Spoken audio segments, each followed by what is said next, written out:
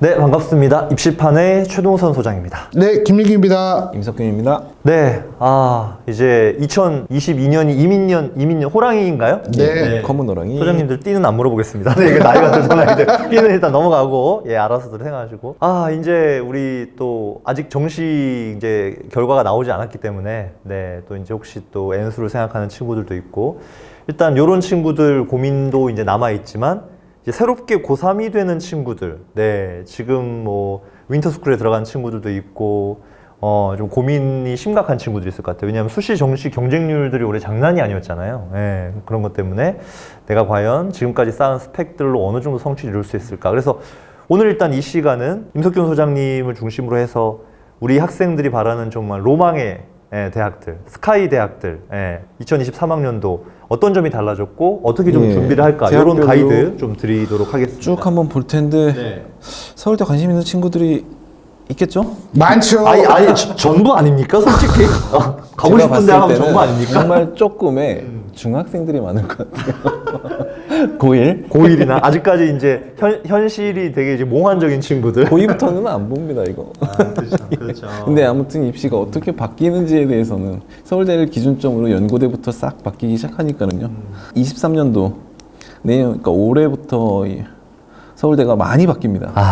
큰 변화가 좀 몇 개 보이네요. 칼을 가는 게 아니라 뒤통수를 치는 거죠. 일단 간단하게 얘기하면 정시가 40% 확대되면서 서울대는 지금까지 학종으로 대학 애들을 뽑고 운영을 하겠다라는 정책에 지금 반기를 드는 교과를 대입하죠. 그게 지금 가장 큰 화두가 되겠고, 수시부터 볼까요? 수시부터 보면 다단계로 됐네요. 지역 균형이 지금 2단계로 바뀝니다. 그러니까요. 일단. 예. 근데 의대 같은 경우는 각 방을 들어간대요. 이 말이 의미하는 거는 MMI라는 얘기죠. 지금까지 올해만 해도, 그러니까 작년이죠. 작년에 면접 본 친구만 해도 들어가서 뭐 취미 물어보고 정말 간단하게, 정말 면접 되게 쉽게 준비는 많이 시켰는데 정말 쉽게 대답을 하고 나왔는데 내년부터는 확실히 아닐 겁니다. 그러니까 내년에 직윤 쓰는 친구들, 여태까지 면접이랑은 완전 다른 차원으로 준비를 하셔야 되지 않을까. 일단 의대만인가요? 전학과인가요? 의대만. 일단 그렇죠. 의대는 의치까지요. 예. 의치약도 포함되잖아요. 그때는 찾아봐야 될 것 같아요. 예. 아무튼 3배수로 일단, 그러니까 작년까지만 해도 일단 직윤을 썼다면 면접까지는 다 들어갔잖아요. 그런데 오늘 일단 3배수. 근데 이것도 경쟁률 봤을 때 뭐 거의 간다고 봐야 되잖아요. 3대1 넘는 과들이 그렇게, 그쵸? 약간 이 가천대 직윤 느낌 나는데? 그냥 면접 다 보는? 아니, 근데 제가 생각해, 만약에 이렇다면, 보통 인문계열 같은 경우가 한 5대1에서 직윤이 이 정도 된다면, 자연계열학과는 보통 3대1이었거든요. 그러면 2023학년도에는 경쟁률이 자연계열 같은 거 더 올라가지 않을까. 그런 부분에 대해서는 어떻게 판단하시나요? 최전희 같은 경우에는 어차피 뭐 가천대 느낌 난다. 그러니까 지원한 자가 거의 다 3배수면 저희는 다 그거를 하는 예측을 해야 면접이다. 되죠. 이게 바뀌었을 때 서울대가 들어가기 쉬워질 거냐 어려워질 거냐. 저는 이렇게 보는데 뭐냐면 학생부 관리가 잘 돼 있는 학교는 공격적으로 지원할 거다. 근데 아직도 지방권이나 이런 조금 학생부 관리가 조금 미진하다고 생각하는 고등학교에서는 전년도 같이 조금 소극적으로 접근하지 않을까. 명수가 바뀌는 게 아니라서 크게 저는 변함이 없지 않을까. 어차피. 근데 준비하는 사람 입장에서는 좀 변화가 있어야 되지 않을까. 예. 왜냐면 면접이 좀 강화된 거예요. 그렇죠. 저는 서울대 직윤은 직윤이다. 그러니까 2명으로 일단 개런티가 되니까 학교별로. 일단 3배수 경쟁률 자체가 뭐 폭등할 수 있는 전형이 아니잖아요, 구조적으로. 그래서 1단계 통과를 걱정하기보다는 오히려 이제 1단계 3배수 안에서 내 순위가 어느 상중하로 나눴을 때 어디쯤 포지션 위치할 건가. 결국 내신이겠죠. 예, 물론 활동도 어느 정도 뒷받침되겠지만, 그렇게 된다면은 면접에서는 이제 소위 말하는 삽질만 하지 않으면, 네, 특히 이과 같은 경우에는 추합도 어느 정도 약간은 노려볼 수 있잖아요. 문과는 거의 근데 불가능하지만. 제가 생각하는 거는 전국에 아무래도 고등학교 데이터에 따라 좀 차이가 나고 또 보는 고등학교 유형에 따라 다르긴 하는데 한 1600개, 1700개 고등학교라고 본다면 아까 말씀하신 대로 지역균형이면 이게 3600명, 맥시멈 3600명 정도가 될 텐데 그러면 모집 인원을 비교해 보면 지금 오히려 그전에는 서울대 직윤 을 기피하던 고등학교도 좀 긍정적으로 바라볼 수 있지 않을까라는 생각을 하거든요. 1단계 희망을 걸고 네, 최저도 완화가 됐고. 네. 저는 일단 1단계 통과해가지고 면접 들어갔을 때 애들을 명수를 세보라 그럴 것 같아요. 그렇죠. 최저 맞춘 애들 못 들어올 거고, 그다음에 뭐 다른 대학으로 또 빠져나가는 친구들. 뭐 예를 들어서 뭐 의대 쪽 생각하는 친구들은 수능에서 잘 나오면 뭐 서울대 가면 안 되니까. 명수 이거 딱 보고 들어가서 판단을 해. 어차피 수능 끝나고 면접이 있으니까. 그러니까 왜 그렇게 하면 지금 세계합 7로 어떻게 보면 더 낮아졌잖아요. 네. 그렇죠. 그러다 보니까 오히려 지방권 고등학교에서는 오히려 이게 더 기회가 되지 않을까. 그런 생각이 들거든요. 그러니까 그런 부분들도 한번 고민해 보셔야 되지 않을까 싶고요. 요것 좀 먼저 물어보고 싶었어요. 저기 서울대를 만약에 쓰겠다고 학생이 왔어요. 도와달라고 헬프를 쳤어요. 그 친구가 쌩과를 쓰려고 그래. 밀어주세요? 직윤에서요? 예. 저는 학생부 종합전형 상황에 따라 학생부 관리 상태에 따라 다르게 판단할 것 같은데요. 본인이 잘한다라고 생각을 하면 관리를 잘했다라고 하면 저한테까지는 안 올 거예요. 학교에서 이미 끝났어.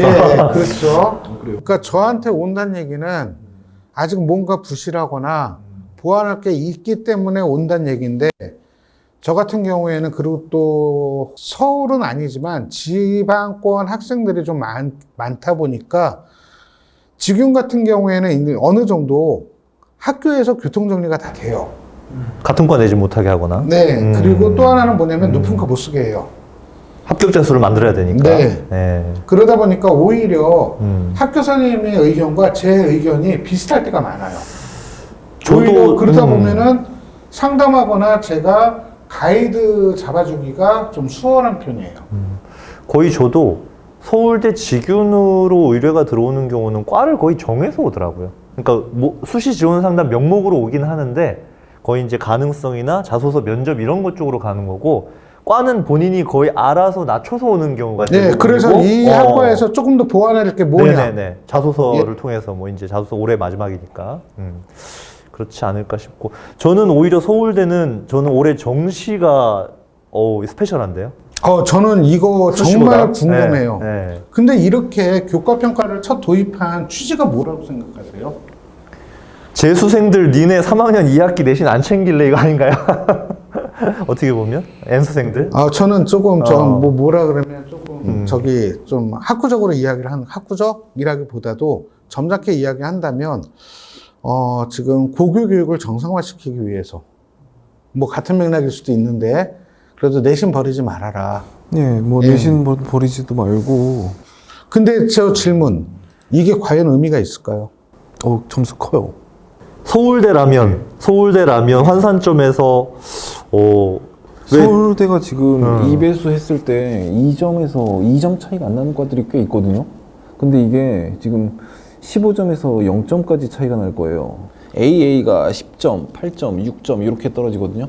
그래서 CC까지 해가지고 이렇게 떨어지는데 이거 영향력이 있습니다.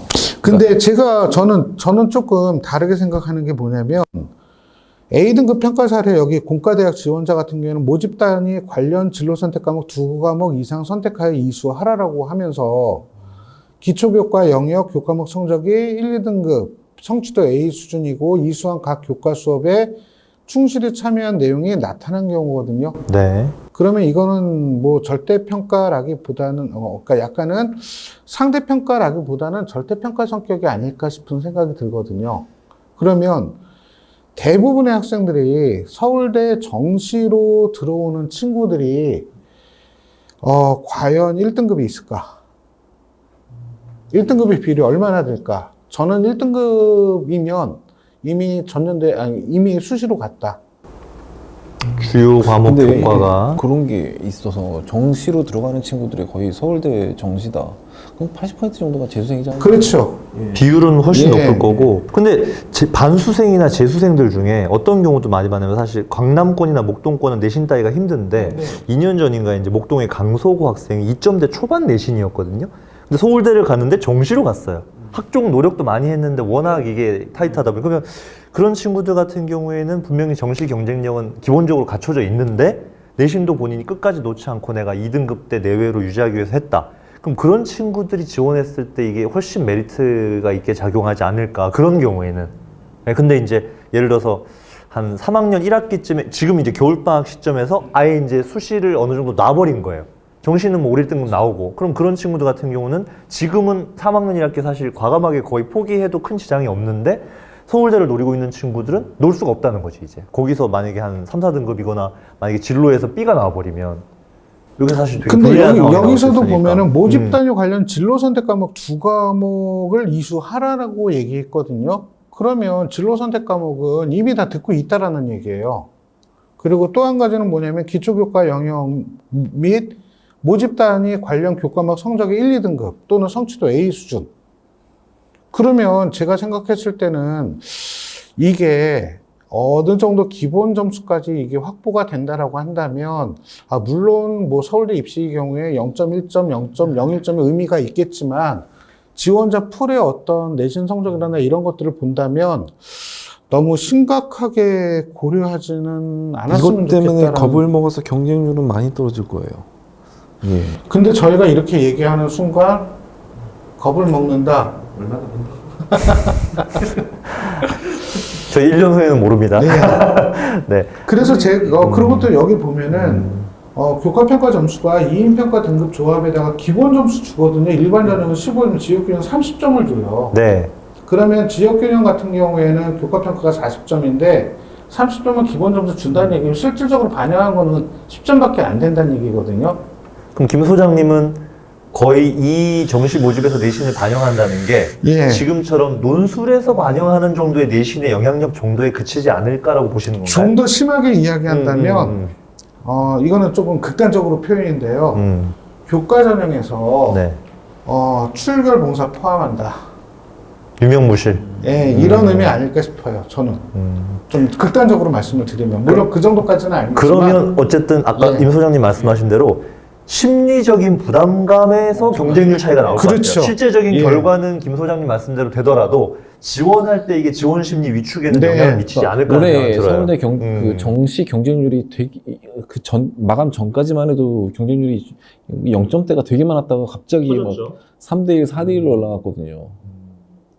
자, 그리고 또 하나 또 변수가 있는데, 저는 이거는 어떻게 생각하시는지 소장님 한번 의견을 듣고 싶은데, 지역균형 전형이 학교당 2명이잖아요. 재학생 플러스 졸업생. 다 되거든요. 그러면 이거는 고등학교에서 어떻게 결정을 할까요? 강남권은 피 터지겠는데 이거? 성적 순으로 결정하겠죠. 예, 수능 성적으로 결정하겠죠. 순서적으로. 예. 그러면 재수생이 압도적으로 네. 많을 거다. 그래야 뒷얘기도 안 나올 것이고. 학교당 2명.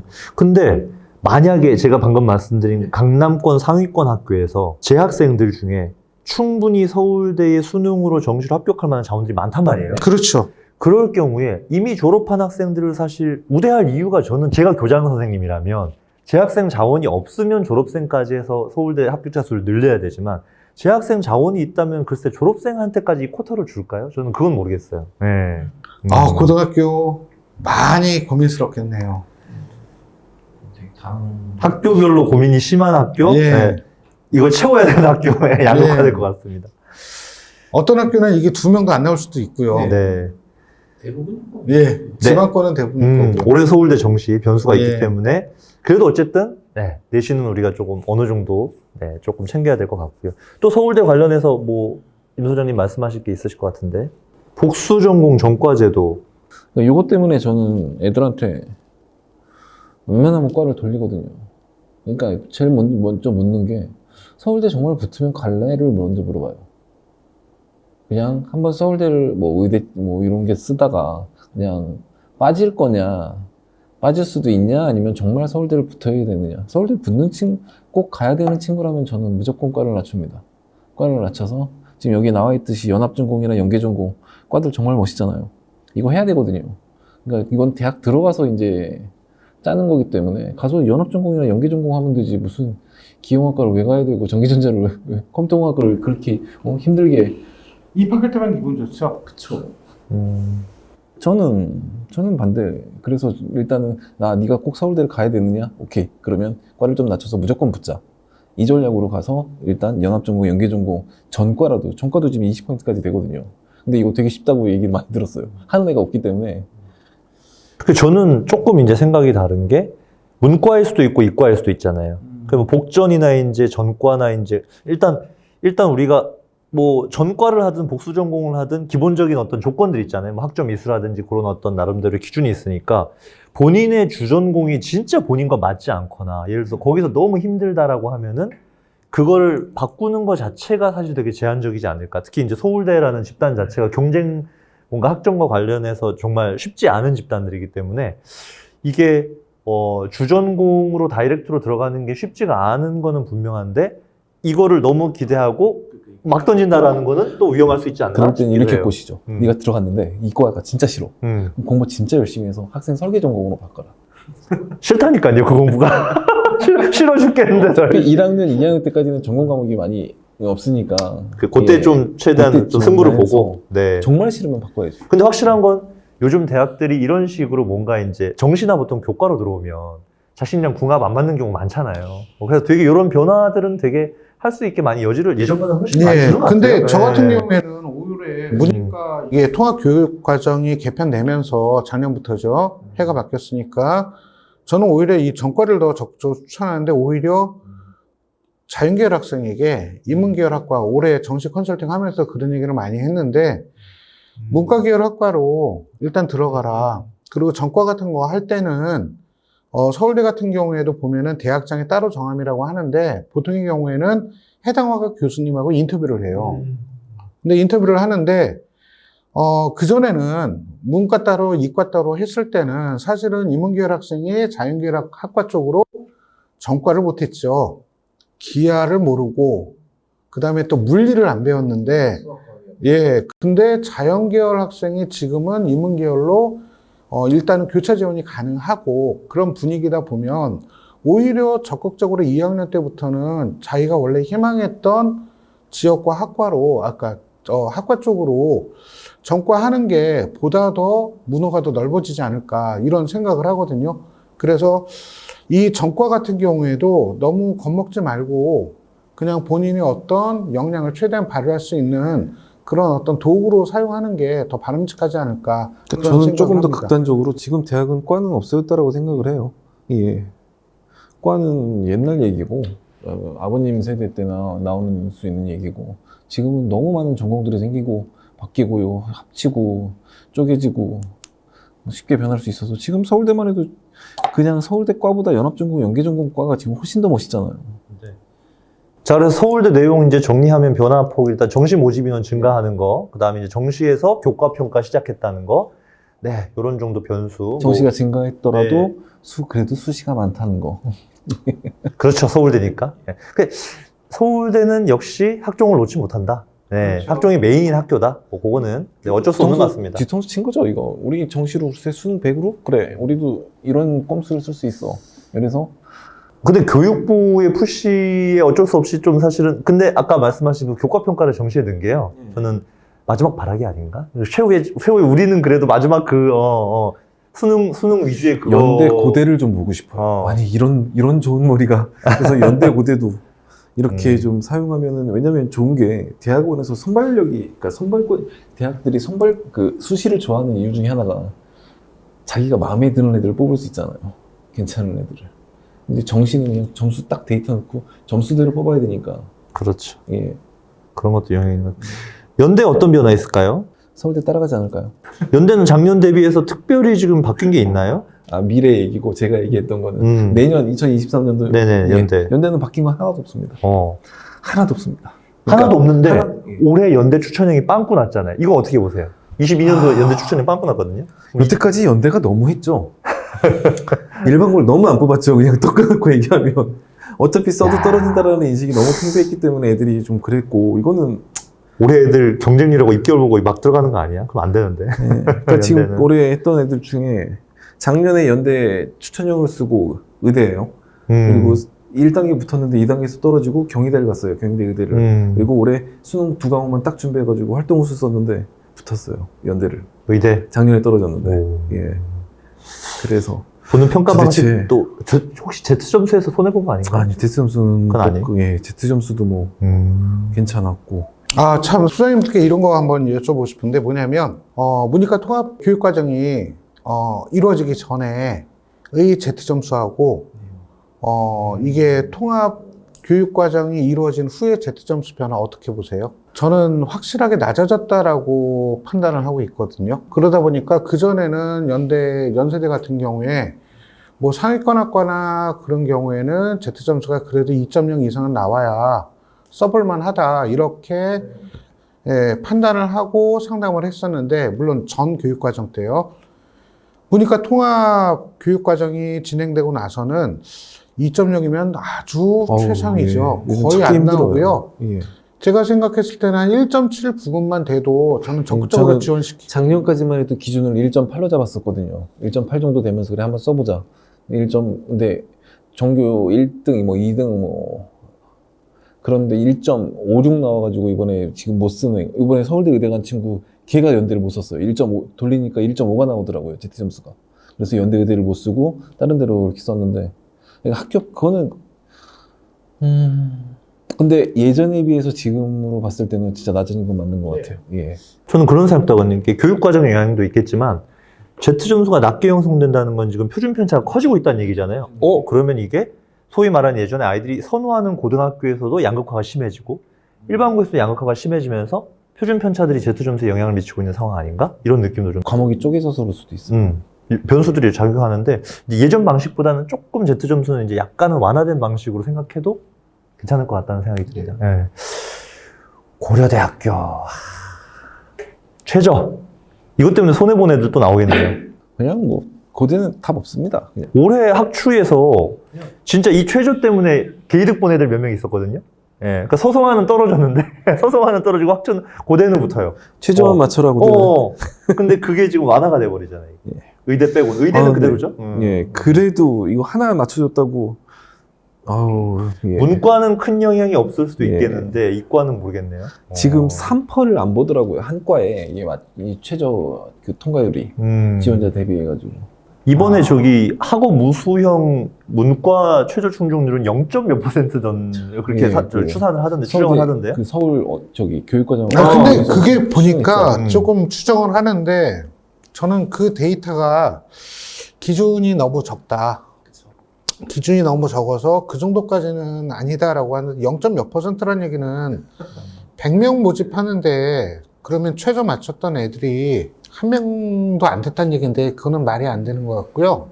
뭔가 조금 기준 설정을 잘못하지 않았나 이렇게 생각이 근데 듭니다. 일반고 고3이었으면 일반고 고3이 학추를 안 쓰고 이걸 썼으면 아마 맞추지 못한 경우들도 네, 많았을 많죠. 것 같아요. 그런데 지금 6월, 9월 모의고사 제가 작년에 컨설팅 했던 친구가 한 명 있는데, 이 친구는 내신이 2.1, 2.2였어요.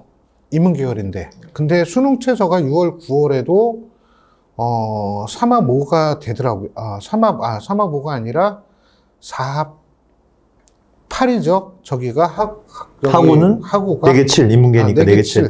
4합 7인데 딱 맞추긴 했어요. 9월 모의고사 때. 그래서 너는 딴 거 신경 쓰지 말아라. 학생부 자소서 쓰지 마. 수능 체제 열심히 준비해라고 했는데, 다행히도 감사하게도 이 친구가 수능 체제를 맞췄어요. 그러고 나서 수능 끝나고 나서 선생님 면접 준비 어떻게 해야 되나요? 라고 하는 연락받고 열심히 면접 준비 시켜서 합격을 했거든요. 일반 인문계열 학생인데, 이런 거 사례를 보면은 인문계열 같은 경우에는 수능 체제가 나온다라고 하면 저는 무조건 학업우 수형 추천합니다. 근데 너무 어렵지 않을까? 근데 이게 사- 최저를 맞추는 것도 진짜 힘든데 문제는 1단계를 통과해야 된다는 거. 가끔 어떤 학생들이 있냐면 내신도 문제지만은 그래도 고려대 학종인데 우리가 최소한의 어떤 학생부 활동은 뒷받침이 돼야 되잖아요. 근데 그런 거 없이 최저만 맞추면 된대요. 그러면서 그냥 들어가는데 1단계를 통과를 못해요. 근데 학업우 수형은 지금 어떻게 보면은 6배수잖아요. 그럼 어지간한 경쟁률은 1단계는 다 된다는 얘기죠. 경쟁률 보고해야 될 것 같아요. 예. 그러니까 높은 과가 꽤 있거든요. 제가 10몇 대 과를 약간 바이오 예. 그쪽이. 아니 근데 그러니까 저는 그걸 쓰는 애들은 마음은 다 한결같아요. 네가 근데- 최저를 못 맞출 거다. 그렇죠. 근데 그게 나야. 결국에는. 근데 문제는 뭐냐면 음. 자연계열 같은 경우에는 최저 충족률이 높을 거예요.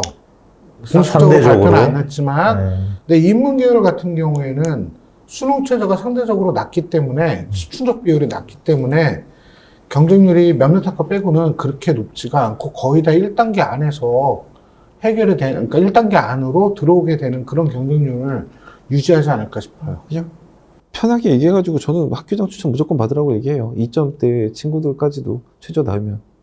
최상위권은 뭐 고려대는 최소 2개 이상 쓰니까 애들이 카드는 네, 쓸 수 있고 지방으로 갈수록 원서가 많이 남아요. 네 그럴 것 같아요. 예, 학추가 애들 남더라고요. 학추를 고대 학추는 안 받더라고요. 네, 고대 학추는 뭐 크게 그렇게 빡빡하지 뭐, 않아서 안 받는 게 아니라 못 받죠.